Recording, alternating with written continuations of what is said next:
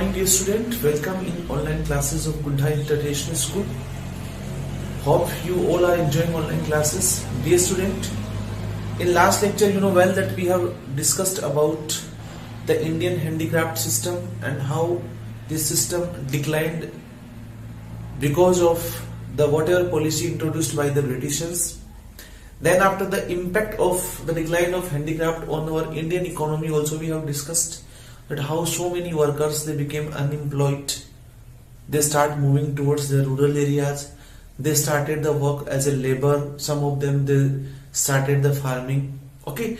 So finally what happened that after the decline of handicraft system, the Britishers are happy that why? Because their own manufactured items from England they are in India's market and everywhere people start purchasing. Why? Because they are cheap in price. But even then, my dear student, there is a development of some and other type of factories. Those are the factories of India. Even the conditions are very critical. Why? Because everywhere the British factories were here.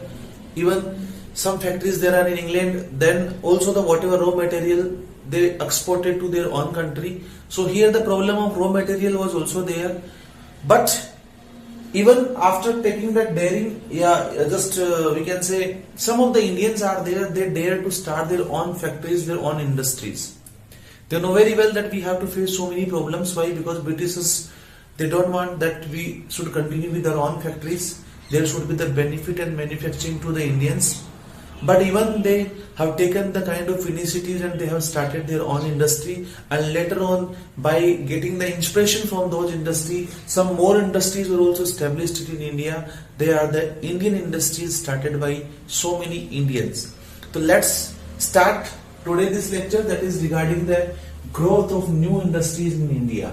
That you know very well that how the complete system was totally ruined by the Britishers, where so many workers are unemployed, no factories are working here. Factory required the raw material, there is no raw material. Why? Because they exported whatever the material was available in India to their native country England. Why? Because there due to the industrialization they have established so many factories, and those factories require the raw material for the manufacturing of new products. But even you see that in our country so many factories, not in the beginning, but later on by getting the inspiration and motivation, so many people started the different kind of industries.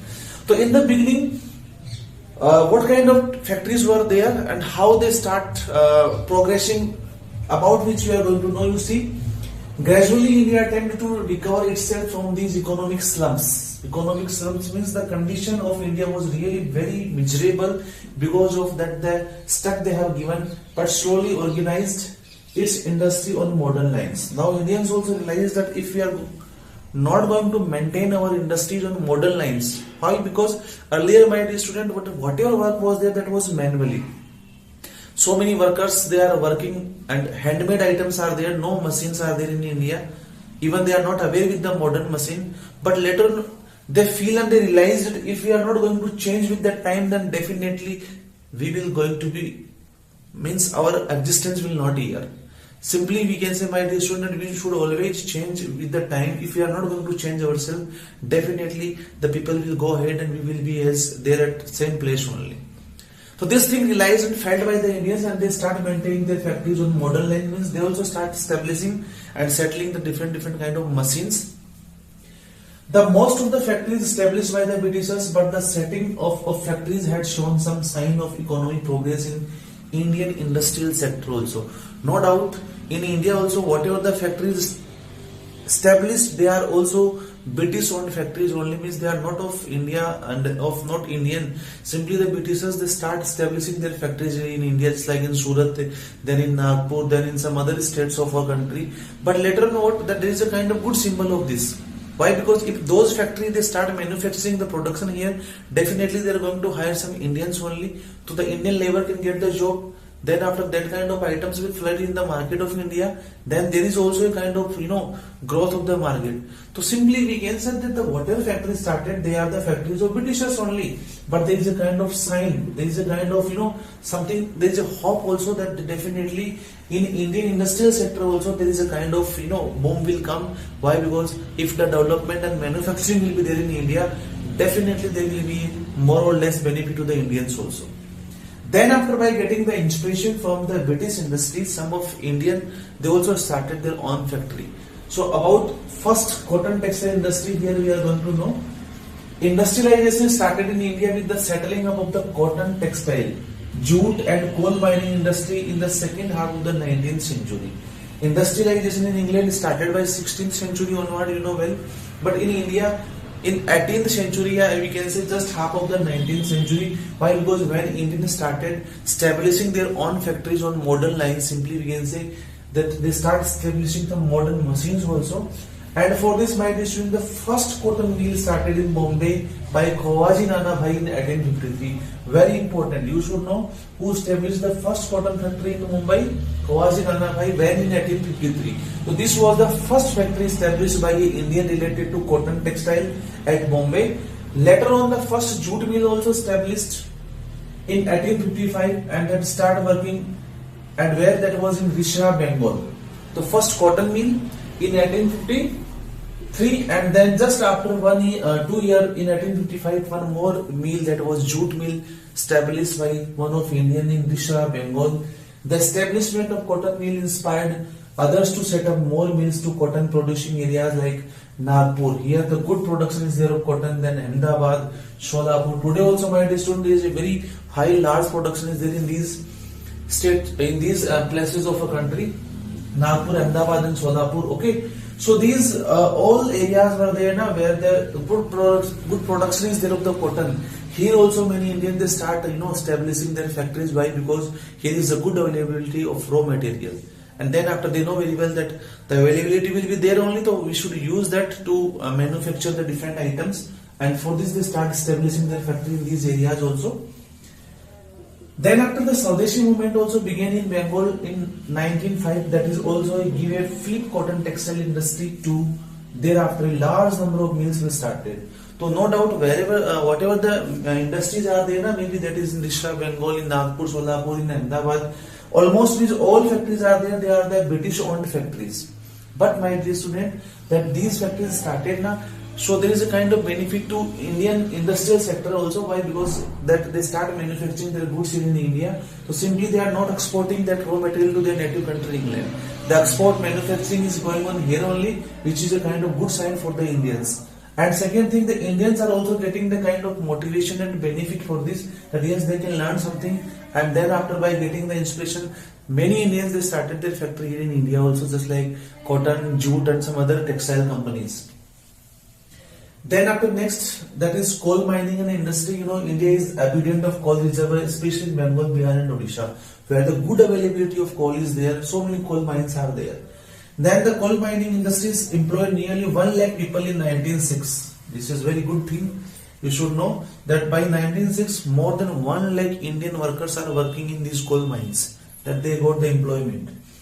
After this establishment of TISCO, that is also one of the good initiatives taken by Jamshedji Tata. At Jamshedpur, he established the Tata Iron and Steel Company by taking the advantage of the iron ore, as well as so many steel mines are there, where the iron ore mines are there. Then coal and iron, they are correlated to each other. So for smelting the iron and this steel, a company required the coal also.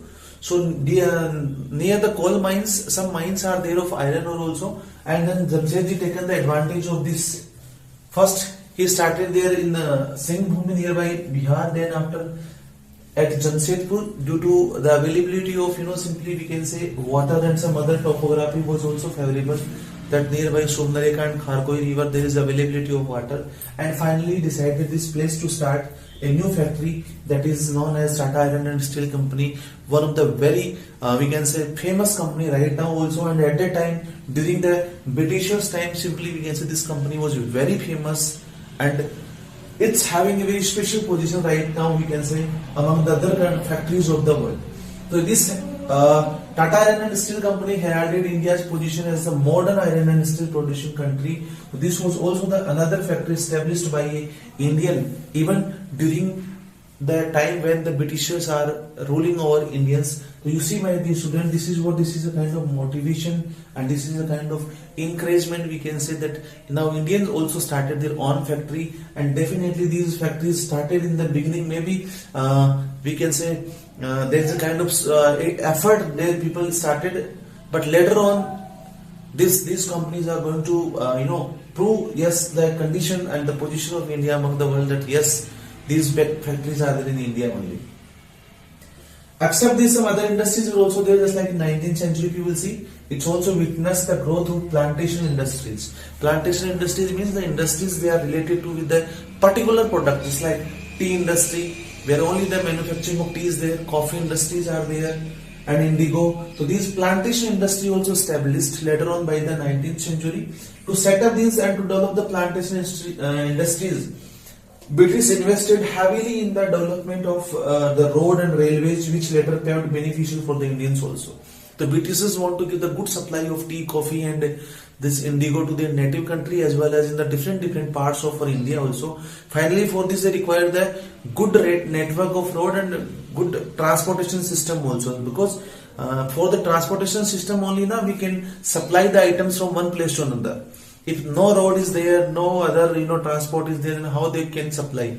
So simply for this they develop the good network of road and the railways also, and later on, my dear student, the same railways and good network of road used by the Indians also, and until now we are using. Means just after the independence, this railways and the good network of road became very beneficial for the Indians. Why? Because they also start supplying their goods from one place to another, and they boost their economy in a very nice way. Then after changing attitude of the British, so you see in the beginning the attitude of the Britishers was really they are just like we can say very cruel towards the Indians, that they decided to destroy each and every we can say resources of India. Why? Because they know very well that if we want to we can say suppress Indians, first of all we have to make them poor in terms of their whatever the resources are there, they should be in our control. So definitely they will remain just like as a slave under our control, and that's why in the beginning they just we can say destroyed our farming system. Then after they ruined our peasants, as well as then after by their different policies, tribals are also under their control. And now in this chapter you have seen that how craft persons and their business also ruined by them. So simply you can say that by the 19th century there is a kind of transformation in the attitude of the British government. Why? Because earlier they are very disregarded to us, they are giving disregard to the Indians, but from disregard to sympathy, from apathy to sympathy we can call, towards the setting up of the new industry was noticed during the time of Lord Curzon. So during the time of Lord Curzon there is a kind of great change in the mentality of the Britishers. Why? Because Lord Curzon insisted a separate department for the commerce and industry, which was created in 1905, and this department was only for the trading activities, where the Indians are also free to do their trade, means there is no kind of foundation on Indians. And for this separate department there are so many industries established in India related to rice, flour, timber, wood, iron, saltpeter, and many more industries are there. They developed during the 20th century, but no doubt these all industries run with the capital investment by so many British investors, and the British investors they decided that we should gain more and more and maximum profit from the India. Why? Because due to the cheap availability of raw material, cheap labor, and so many industries they have established for the purpose of this only, that they want to invest less and they want to earn maximum. So whatever the industries established by the 20th century, by the kind of the department that was initiated by Lord Curzon, so most of the factories are there, they started here in India. No doubt the British investors were there only, they are investing and they are earning, but even there is a kind of benefit to Indians. Why? Because they are also getting something, and along with those factories, some of the factories of Indian traders are also there, they are also on progress, and they are also providing the employment to the people of India. So this is all regarding the growth of new industries in India, that what a kind of economic slumps was going on, that there was a very poor condition of India and its economy is going to destroyed by the Britishers and by their policies. But finally, even in that situation also, so many Indians, they have taken the initiatives, and there is a growth of different industries, just like cotton textile, then after Tata Iron and Steel Company, then some other companies related to jute and well as other, and finally that a new department was also initiated by Lord Curzon, by which many Indians, they started their own factory. So this is all about that regarding the new growth of industries in India. I hope you understood. Even any doubt, any query, please you can send me the message through that doubt column of your school log app. Thank you. Have a nice day.